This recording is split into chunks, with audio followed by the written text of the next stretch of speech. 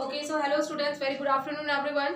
As you know, I'm your science teacher and here I'm just going to take a class of class 8th. Okay, so बेटा class 8th में आपका जो chapter 7 है that is cell structure and function, इसको मैं खत्म कर चुकी हूँ, फिनिश कर चुकी हूँ एंड आज मैं आप लोगों को इस वीडियो में एक्सरसाइज बताऊंगी. ठीक है, तो एक्सरसाइज में सबसे पहले मैं आप लोगों की जो फर्स्ट आपका एक्सरसाइज में ऑब्जेक्टिव क्वेश्चंस है, ट्रू फॉल्स है एंड वेरी शॉर्ट आंसर है, ये आपको बता दे रही हूँ. उसके बाद फिर आपके लॉन्ग एंड शॉर्ट आंसर मैं कल की वीडियो में आपको बताऊंगी. ठीक है, तो बेटा सबसे पहले क्या है ऑब्जेक्टिव में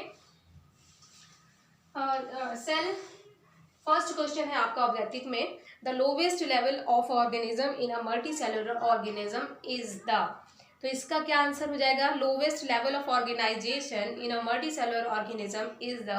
तो इसका होगा सबसे लोवेस्ट लेवल क्या होता है, सेल होता है. ठीक है, तो इसमें आपका सेल का आंसर होगा, क्योंकि जो सबसे पहला हम लोग के लिविंग ऑर्गेनिज्म है सेल बनता है, सेल मिलाकर के टिश्यू, टिश्यू मिलाकर के ऑर्गन एंड ऑर्गन मिला के ऑर्गन सिस्टम बनता है. ठीक है, अब आते हैं सेकेंड वाले में. सेकेंड वाले में क्वेश्चन क्या हो गया कि skin cells cover a large area and are therefore. तो स्किन सेल क्या होती है, लार्ज एरिया कवर करती है, इस कारण से वो फ्लैट एंड ब्रॉड होती है. ठीक है, तो इसका आंसर क्या हो जाएगा, flat and broad. Third one का क्या होगा आपका answer, the outer covering of a cell is the. बेटा कोई सेल है उसकी सबसे आउटर कवरिंग किससे बनी होती है, सेल मेम्ब्रेन से बनी होती है. ठीक है, तो इसका आंसर क्या हो जाएगा, सेल मेम्ब्रेन. ओके, उसके बाद फिर नेक्स्ट क्वेश्चन है, which of these is present only in animal cell. तो कौन सा होता है आपको पता है, राइबोसोम होता है, दोनों में एनिमल एंड प्लांट सेल दोनों में होता है. साइटोप्लाज्म भी एनिमल और प्लांट सेल दोनों में होता है. सेल वॉल भी दोनों. सेल वॉल क्या होता है, which of present only in animal cell. तो सेल वॉल में क्या होता है, ओनली प्लांट सेल में होता है, एनिमल सेल में नहीं होता.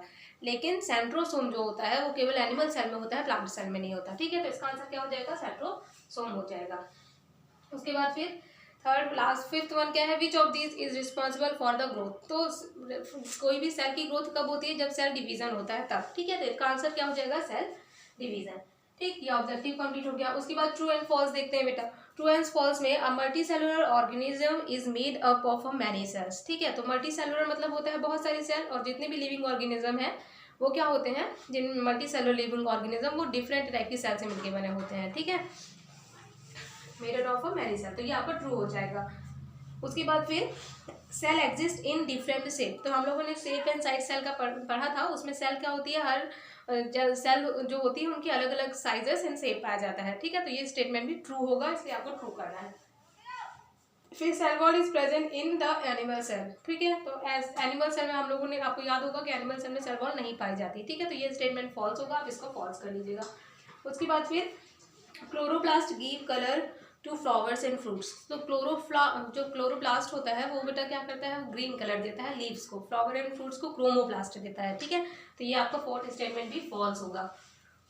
उसके बाद bacteria and blue green algaes are example of eukaryotic. तो bacteria and blue green algae example of eukaryotic नहीं है.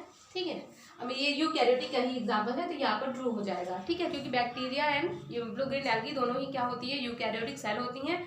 ठीक है, इस कारण से ये ट्रू आपका स्टेटमेंट ट्रू होगा. उसके बाद फिर हम लोग वेरी शॉर्ट में आते हैं.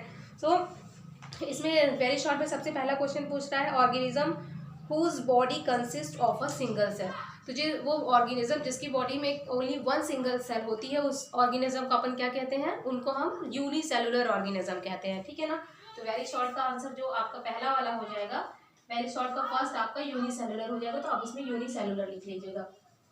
ठीक है, उसके बाद सेकंड देखिए, organism whose body consist of a many cell. तो जिसकी बॉडी बहुत सारे सेल से मिलकर बनी होती है वो उसमें उसे क्या कहते हैं, मल्टी सेलुलर ऑर्गेनिज्म कहते हैं. आप क्या लिख लीजिएगा, मल्टी सेलुलर ऑर्गेनिज्म. ओके, उसके बाद फिर थर्ड है, placing the specimen on the slide. तो जो placing the specimen on the slide, उस प्रोसेस को क्या कहते हैं, उसको माउंटिंग कहते हैं. ठीक है ना, आप लोगों ने यहाँ पे स्टार्टिंग में देख लीजिएगा पेज नंबर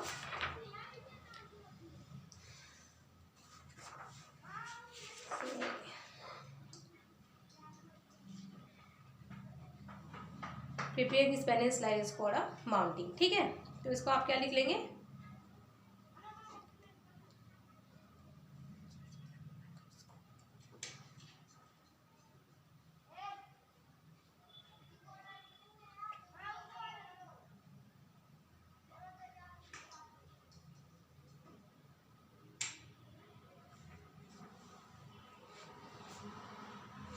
ठीक है, माउंटिंग ही होगा, इसमें आप लोग आंसर माउंटिंग कर लीजिएगा।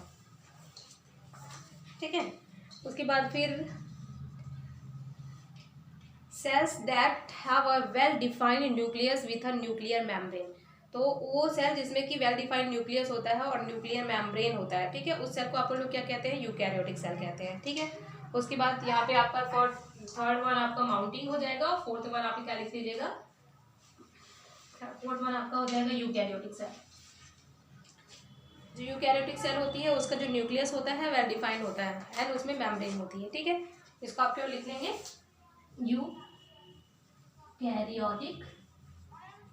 सेल, और इसका हो जाएगा NTIN माउंटिंग। ठीक है, उसके बाद फिर cells that lack a well defined nucleus, उसको प्रोकैरियोटिक सेल कहते हैं। ठीक है, जिसमें वेल डिफाइंड न्यूक्लियस नहीं होता तो क्या हो जाएगा आपका प्रोकैरियोटिक सेल। ओके, सो ये आप चीजें, ये इतने आंसर आप कर लीजिएगा। ठीक है, अब इसके बाद फिर आप लोगों का शॉर्ट आंसर जो बचा है, लॉन्ग आंसर, तो वो मैं आपको इसके लिए कल का वीडियो, और कल के वीडियो में मैं आपको आंसर बताऊंगी। ठीक है, तो चलिए, this is all about of my today's class. Thank you and have nice day.